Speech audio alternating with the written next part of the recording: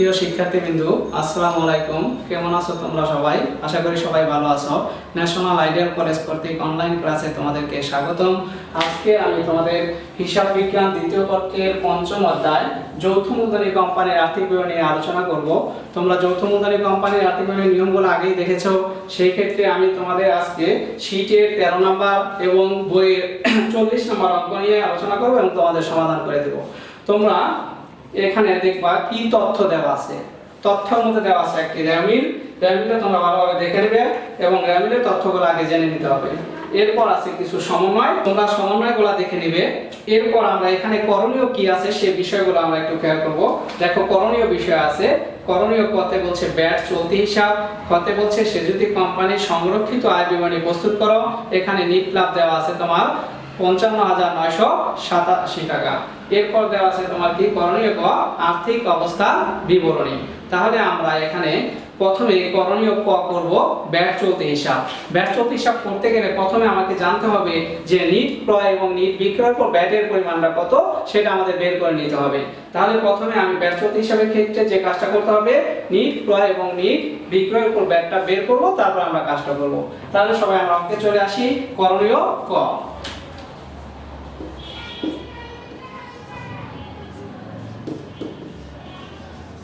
Bat চলতি হিসাব। তাহলে ব্যাট চলতি হিসাব করতে গেলে আমি কি বলছি, প্রথমে ক্রয়ের উপর এবং বিক্রয়ের উপর ব্যাটটা বের করতে হবে। তাহলে নিট ক্রয়ের উপর কিভাবে ব্যাট বের করব, দেখো,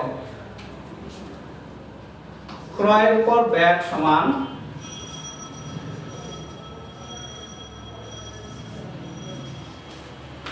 নিট ক্রয়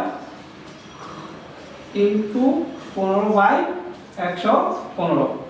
তাহলে ক্রয়ের উপর ব্যাট সমান কি নিট ক্রয় ইনটু 15 ডিভাইডেড বাই কি 115। তাহলে নিট ক্রয় কত দেওয়া আছে আমরা সেটা দেখে নিব।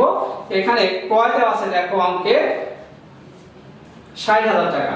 আর সমন্বয় দেখো আগুন বিনিষ্ট পণ্য, এক নম্বর সমন্বয়ে আগুন বিনিষ্ট পণ্য আছে 10,000। তাহলে 60,000 থেকে 10,000 যদি আমরা বাদ দেই তাহলে নিট ক্রয় থাকে কত, 50,000। তাহলে নিট ক্রয় কত এখানে 50,000 ইনটু 15 ডিভাইডেড বাই 115। এখন দেখো তোমরা এখানে কত আসে, সবাই ক্যালকুলেটর দিয়ে বের করে নেবে।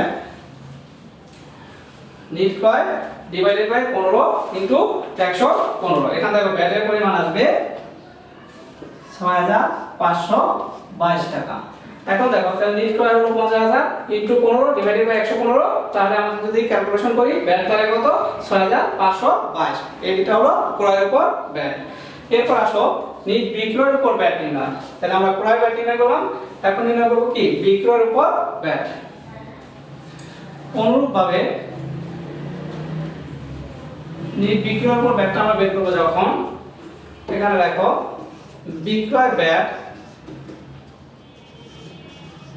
সমান, এখানে নিট ক্রয় লিখছো, এখানে নেবা নিট বিক্রয়। ক্রয় জায়গায় কি হবে নিট বিক্রয় ইনটু 15 ডিভাইডেড বাই কি 115। তাহলে এখানে দেখো বিক্রয় শুধু সিঙ্গেল বিক্রয় দেওয়া আছে, এখানে কোনো ফেরত বা অন্য কোনো কিছু নাই, শুধু নিট বিক্রয় দেওয়া আছে। দেখো এখানে 80,000 টাকা। তাহলে শুধু লিখবো 80,000 ইনটু 15 ডিভাইডেড বাই 115। এখন ক্যালকুলেশন করলে ব্যাট দ্বারা কত দেখো 10,435 টাকা। তাহলে ব্যাটের পরিমাণ 10,435 টাকা। এইটুকু তোমরা বুঝতে পারছো কিনা? ক্রয়ের উপর ব্যাট ছিল আমাদের কত টাকা 6,522 টাকা, আর বিক্রয়ের উপর ব্যাট বের করলাম আমরা কত 10,435 টাকা। এখন আসো আমরা কিভাবে ব্যাট চলতি হিসাবে খতিয়ানটা করব তা দেখাই দিচ্ছি। সবাই আগে খতিয়ানের ছকটা করবা। তোমরা খতিয়ানের ছক দুই ভাবে করতে পারো, একটা হলো টি ছক আর একটা হলো আধুনিক পদ্ধতিতে যে ছকটা, সেটা আমরা আধুনিক ছকটা করে দেখাচ্ছি। দেখো ব্যাট চলতি হিসাব করে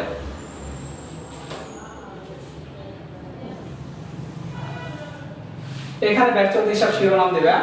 প্রথম হবে তারিখ, এরপর হবে বিবরণ, এরপর জাবেদা পৃষ্ঠা, ডেবিট টাকা, ক্রেডিট টাকা, এরপরে যের মধ্যে আমাদের কি হবে একটা হলো ডেবিট ক্রেডিট, তোমরা জানো এটা। তারপর আমি লিখে দিচ্ছি তারিখ, বিবরণ, জাবেদা পৃষ্ঠা,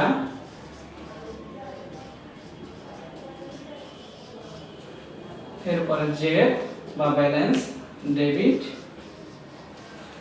ক্রেডিট। তাহলে সবটা তোমরা সবাই জানো, তারপর আমি দেখা দিচ্ছি সবটা। প্রথমে উপরে শিরোনাম ব্যয় চলতি হিসাব, এরপর তারিখ, বিবরণ, জাবেদা পৃষ্ঠা, ডেবিট টাকা, ক্রেডিট টাকা, জেড, ডেবিট, ক্রেডিট। এখন আসো, তোমরা প্রত্যেকটা খতিয়ান করার আগে দেখবা যে খতিয়ান করতেছো তার কোনো ব্যালেন্স আছে কিনা। এখানে দেখো আমরা কি খতিয়ান করতেছি, ব্যয় চলতি হিসাব।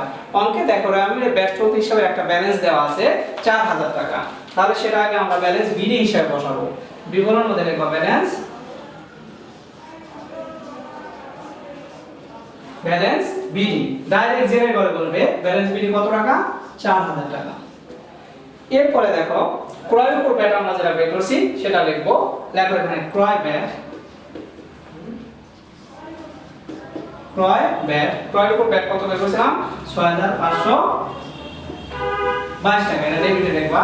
এখন দেখো খতিয়ানের ব্যালেন্সটা কিভাবে বের করব। এখানে ক্রেডিটে ছিল কত, 4000, ডেবিটে কত, 6522। তাহলে এখন ব্যালেন্সটা কি ডেবিটে বসবে, কারণ ডেবিটে বেশি। কত টাকা বসবে দেখো, 2522 টাকা। এটা হলো ডেবিটে। এখন আসো বিক্রয় ব্যয়, বিক্রয় ব্যয়, বিক্রয়ের উপর ব্যয় কত ছিল, 10435 টাকা। বিক্রয় ব্যয় 10435 টাকা। তাহলে এখন দেখো ব্যালেন্স কত দাঁড়াবে। এখানে ব্যালেন্স ছিল কত, 2522 টাকা ডেবিট, আর এখানে হলো ক্রেডিটে 10435 টাকা। এখন 10435 থেকে 2522 টাকা বাদ দিলে ক্রেডিট ব্যালেন্স দাঁড়াবে কত, 7935 টাকা। তাহলে আমাদের ব্যয় চলতি হিসাবে ব্যালেন্স কত আসলো, 7935 টাকা। এবার বুঝতে পারছো আমরা কিভাবে ব্যয় চলতি হিসাবে খতিয়ানটা করে ফেলবো। কিভাবে আমরা আগে প্রথমে ক্রয় ব্যয় বের করব, এরপর বিক্রয় ব্যয় বের করব, তারপরে আমরা খতিয়ানের পোস্টিং দিব। দেওয়ার পর যে যেটা আসে এটা হলো ব্যয় চলতি হিসাবে ব্যালেন্স কত, 7935। এবার আসো আমরা করণীয় খ, করণীয় খতে চেয়েছে সংরক্ষিত আয় বিবরণী। আমরা সংরক্ষিত আয় বিবরণী কিভাবে করব সবটা আগে করে নেই, সবাই একটু দেখো। করণীয় খ, সংরক্ষিত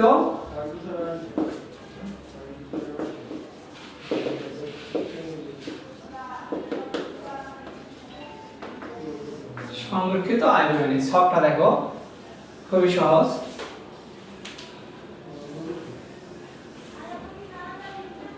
তোমরা এখানে 2টা অথবা 3টা টাকা কলম দিতে পারো। দেখো বিবরণ,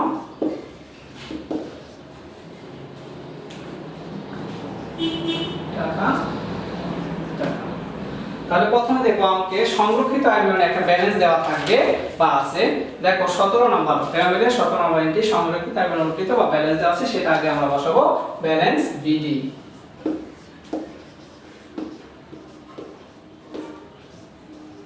ব্যালেন্স বিডি হিসেবে আমরা এখানে আগে বসাবো ইনার কলামে কত টাকা দেওয়া আছে, দেখো 8000 টাকা।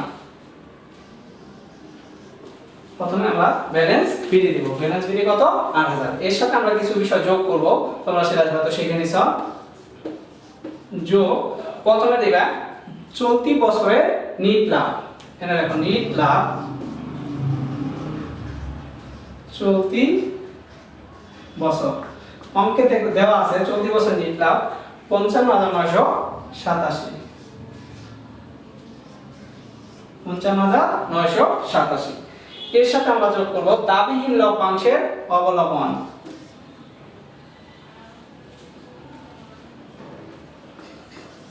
দাবিহীন লভ্যাংশের অবলম্বন। দাবিহীন লভ্যাংশের অবলম্বন 50%। তাহলে দাবিহীন লভ্যাংশ ছিল 10000 টাকা, এর 50% আসে কত, 5000 টাকা।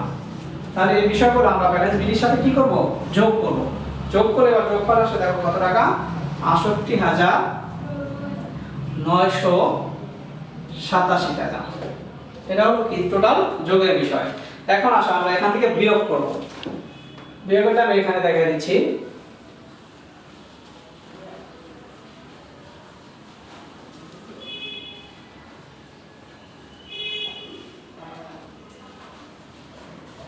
এখানে আমরা লিখে নিলাম 68987, ব্যালেন্সটা লিখে নিলাম। এর থেকে আমরা বিয়োগ করব, যেগুলো বিয়োগের বিষয়গুলো। আমি তোমাদের উপরে লেখা দিচ্ছি, এই কারণে নিচে লেখা গেলে অনেক সময় দেখা যায় না। তাহলে প্রথমে দেখো বিয়োগের মধ্যে যেটা আছে লভ্যাংশ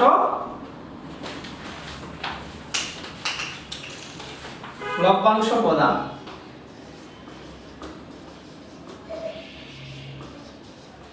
লভ্যাংশ প্রদানটা এখানে রাখো কত ৭০০০ টাকা। এরপর দেখো সঞ্চিতি তহবিল স্থানান্তর, সঞ্চিতি তহবিলে স্থানান্তর,